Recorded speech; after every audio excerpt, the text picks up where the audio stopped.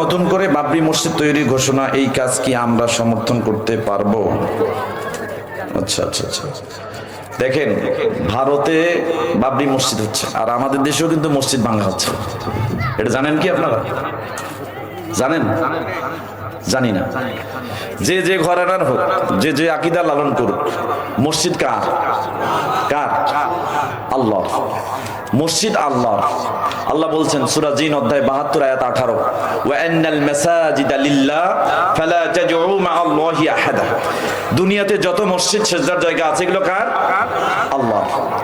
মিশকাতের 742 নম্বর হাদিসে আল্লাহর নবী বলছেন মান জাআ মসজিদি হাজা, যে আমার এই মসজিদে আসে। তার মানে এই দ্বারা, এই হাদিস দ্বারা বোঝাতে যাচ্ছেন দুনিয়াতে যত মসজিদ আছে সবগুলো বিশ্বনবী মুহাম্মদুর রাসূলুল্লাহ সাল্লাল্লাহু আলাইহি ওয়াসাল্লামের।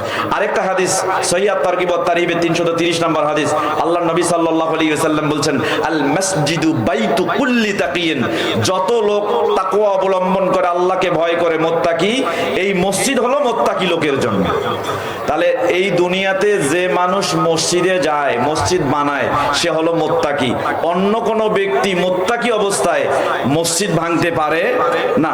অতএব যেখানেই মসজিদ হোক, মসজিদের সমর্থন আমরা করি। মসজিদ সেজদার জায়গা আল্লাহর জন্য, যেখানেই হোক বাবরি মসজিদের জন্য আমাদের সমর্থন থাকবে, যদি মুসলমানদের জন্য সেজদার জায়গা হয়। আল্লাহু তাআলা আলাম।